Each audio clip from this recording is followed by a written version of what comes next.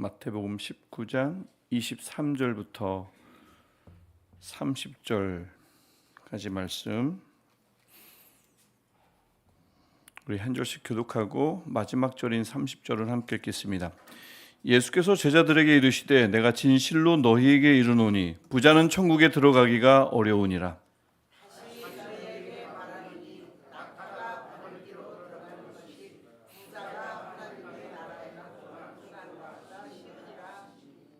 제자들이 듣고 몹시 놀라 이르되 그렇다면 누가 구원을 얻을 수 있으리까?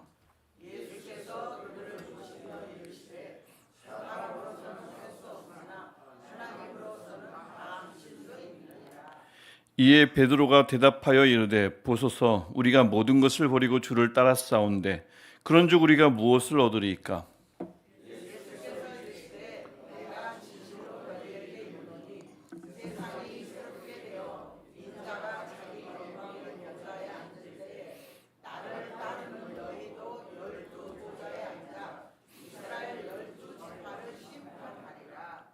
또 내 이름을 위하여 집이나 형제나 자매나 부모나 자식이나 전토를 벌인 자마다 여러 배를 받고 또 영생을 상속하리라.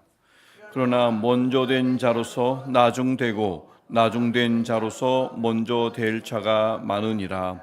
아멘. 오늘 말씀은 이제 우리가 어제 함께 나눴던 그 부자 청년에 관한 예수님이 해석해 주시는 말씀입니다. 이 상황이 과연 어떤 상황인 것인가? 이제 그 연결되는 말씀이죠. 어제 우리 부자 청년은 영생을 얻기 위한 길을 알기 위해서 예수님 앞에 나왔습니다. 거기까지 참 좋았죠. 예수님을 다들 거부하고 예수님을 원망하고 또 죽이려 하는 바리새인들까지도 있는데 예수님 앞에 자발적으로 나왔단 말입니다.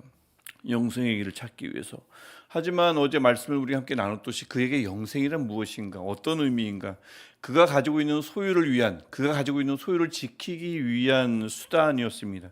영생이 모든 목적이자 영생이 전부여야 하고 소유는 수단이며 소유가 덤이어야 하는데 거꾸로 된 거죠.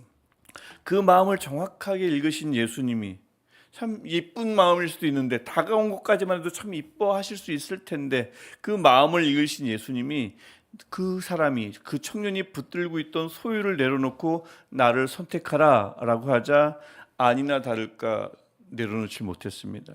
그리고 무엇을 선택합니까? 영생이 아닌 영생을 구하러 왔으면서 영생이 아닌 사실은 더 꼭 붙잡고 있었던 재물을 선택합니다. 주님 앞에 나왔고 주님을 만났고 그에게 정말 필요한 말씀을 들었잖아요. 정말 가장 부족한 점이 무엇인지를 들었지만 듣고 싶었던 것은 사실 그게 아니거든요. 많은 사람들이 그에게 던졌던 칭찬과 축복의 말씀이었을 텐데 영생이 바로 이미 너의 것이다. 이런 말씀을 듣기를 원했을 텐데 부족한 점을 하필이면 내게 부족한 점을 콕 집어서 그 부족한 점을 들추는 말씀을 하시자 마음이 불편해졌습니다. 주님 앞에 나온 이유가 내가 원하는 것을 얻어내고 싶었던 것이었던 거죠. 내게 주어진 말씀이 무엇이든 순종하려는 마음은 별로 없었던 것입니다. 사실 저나 여러분에게도 이런 경우가 종종 있을 수 있다는 생각이 들어요. 가까운 예를 들면 제가 가만히 보면 가까운 예가 언제일까? 얼른 생각해 보니 지난 주일일 수도 있겠다. 주일날 왔는데 좀 축복이 가득한 설교, 칭찬이 가득한 설교여야 되는데 제목이 뭔지 기억하십니까? 용서잖아요. 용서하지 않으면 하나님이 용서하지 않으신다. 제 말이 아니고 본문에 있는 말이니까 그런 영생은 없다는 얘기거든요. 내가 용서하지 않으면 하나님이 용서하지 않는다. 끝이에요. 영생은 없는 겁니다. 그런 얘기를 들으면 그래서 마음이 불편해진 분이 혹시 안 계시는지 모르겠습니다.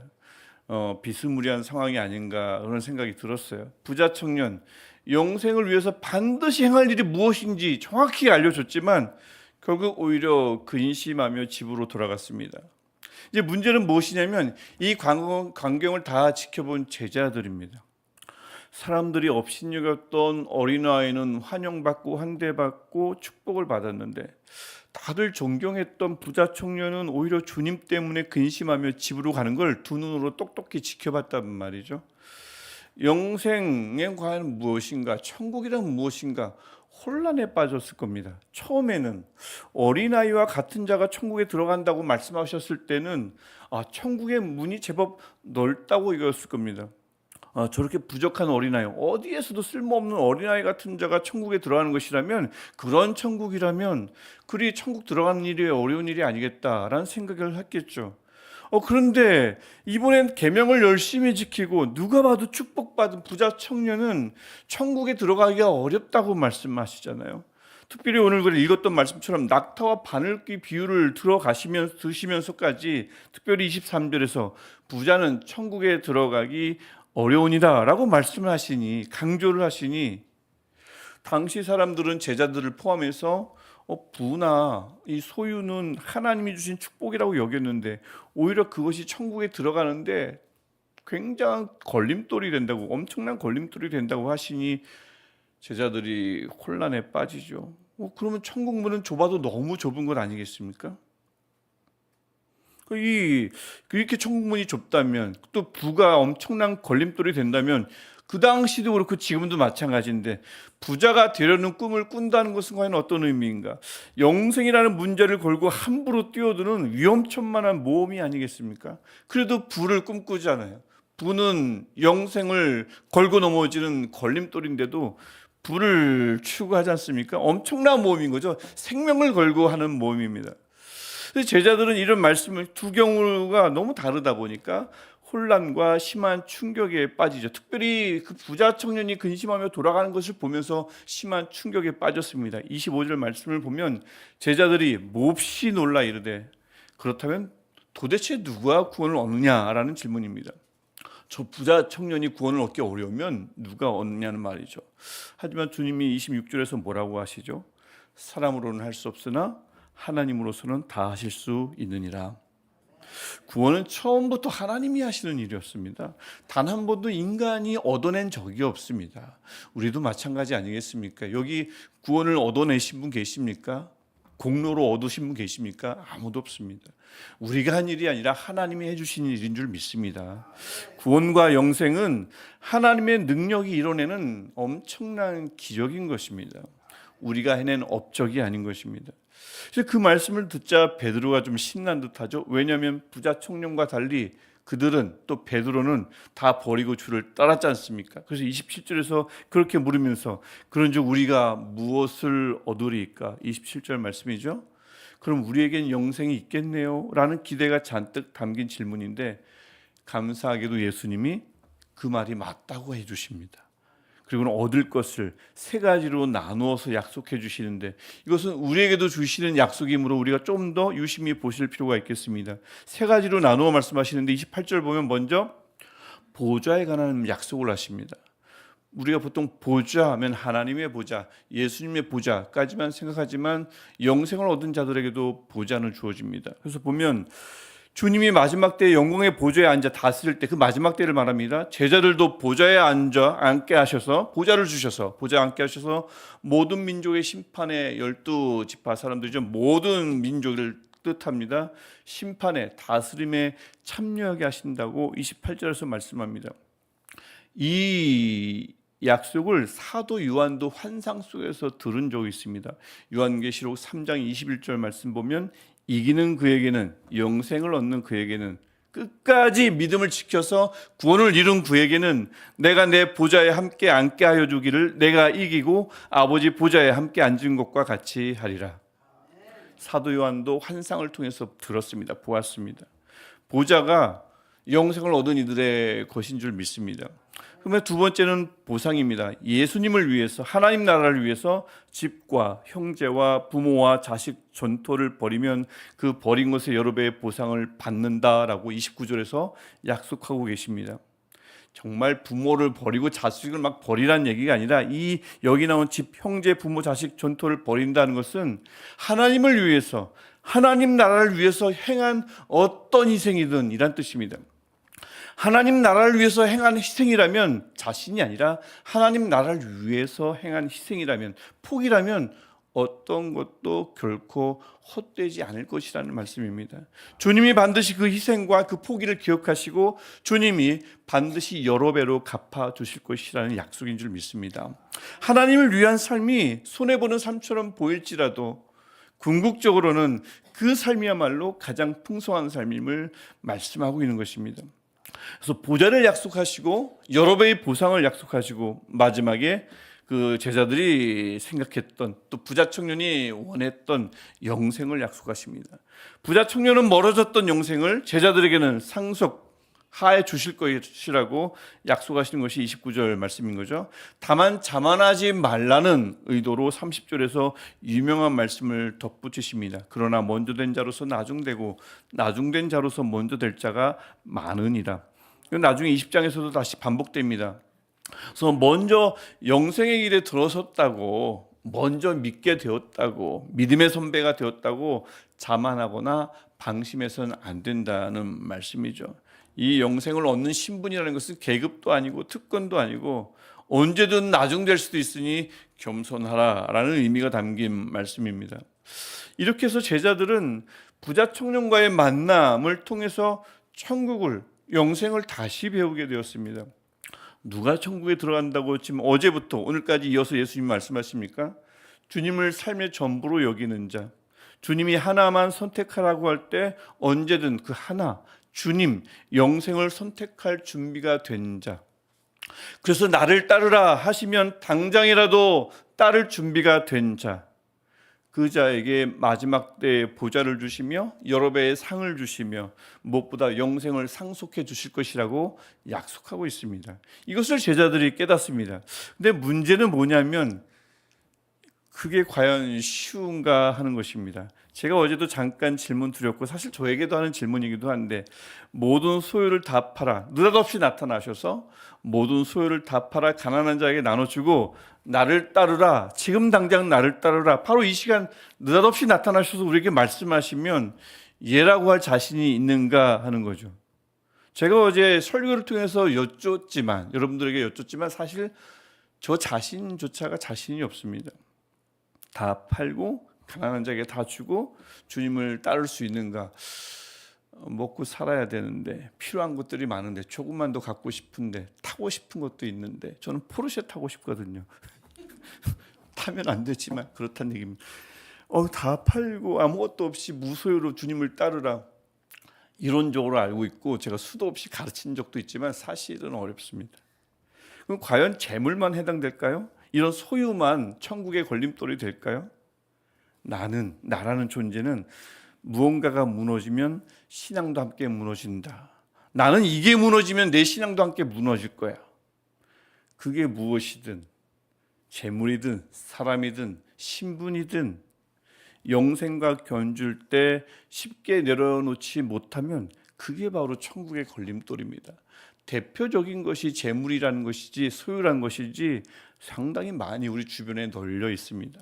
영생과 같이 놓고 버리고 과감하게 영생을 붙들 만한 것, 근데 그것을 붙들지 못하게 할 만한 걸림돌은 주변에 많다는 거죠.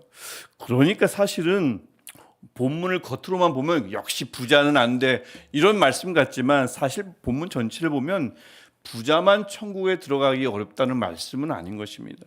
그러면 거꾸로 가난하다고 천국에 들어가기 쉽다는 말씀이겠습니까? 그것도 아닙니다.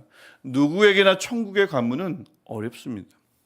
어느 누구든 천국, 구원이라는 선물은 사람으로서는 할 수 없는 일이기 때문에 그렇습니다.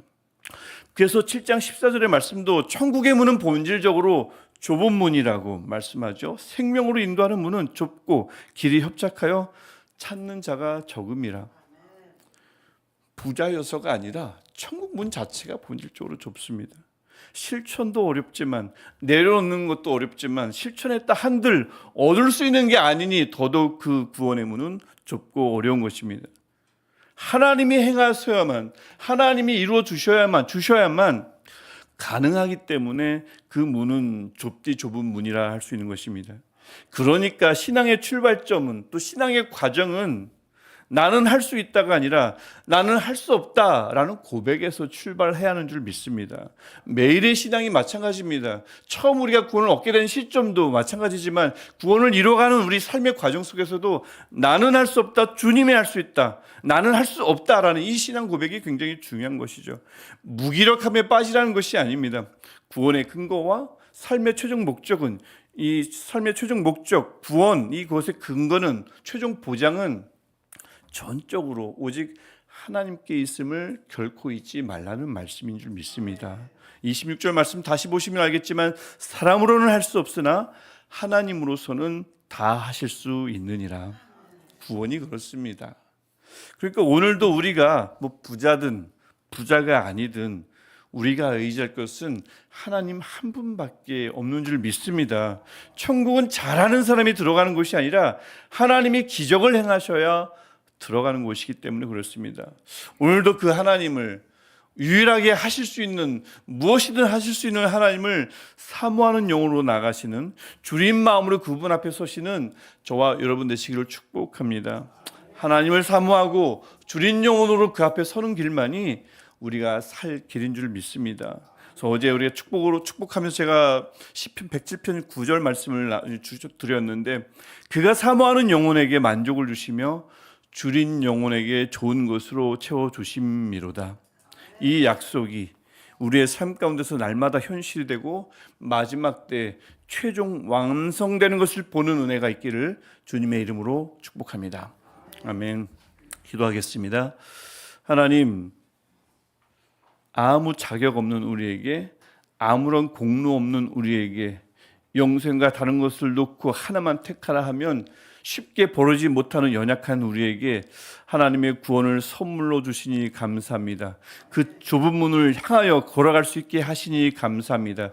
하나님, 그 과정마다 우리는 할 수 없고 하나님이 하실 수 있음을 인정하게 하셔서 우리의 무력함을 인정하게 하시고 하나님을 전적으로 의존하게 하시며 하나님을 사모하고 하나님을 갈망하게 하시사 이 과정을 끝까지 잘 걸어가게 하셔서 주님이 주신 선물을 결국에는 얻고 마는 우리 모두가 되게 하여 주옵소서. 마지막 때에 보좌에 앉게 하시고 마지막 때에 그 통치하는 자리에 앉게 하시며 여러 배의 보상을 얻게 하시고 영생을 누리는 우리 모두가 되게 하옵소서. 또 우리가 간절히 기도하는 것처럼, 늘 기도하는 것처럼 주님, 그 영생의 길에 우리뿐만 아니라 우리가 기도하는 그들도 함께 참여할 수 있도록 그들을 오늘도 불쌍히 여겨 주옵소서.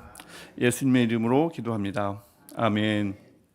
하늘에 계신 우리 아버지, 아버지의 이름을 거룩하게 하시며 아버지의 나라가 오게 하시며 아버지의 뜻이 하늘에서와 같이 땅에서도 이루어지게 하소서. 오늘 우리에게 일용할 양식을 주시고 우리가 우리에게 잘못한 사람을 용서하여 준 것 같이 우리 죄를 용서하여 주시고 우리를 시험에 빠지지 않게 하시고 악에서 구하소서. 나라와 권능과 영광이 영원히 아버지의 것입니다. 아멘. 오늘도 사모하는 영혼에게 만족을 주시며 줄인 영혼에게 좋은 것으로 채워주시는 우리 하나님 아버지께 간절히 기도하시겠습니다. 하나님, 오늘도 말씀을 통해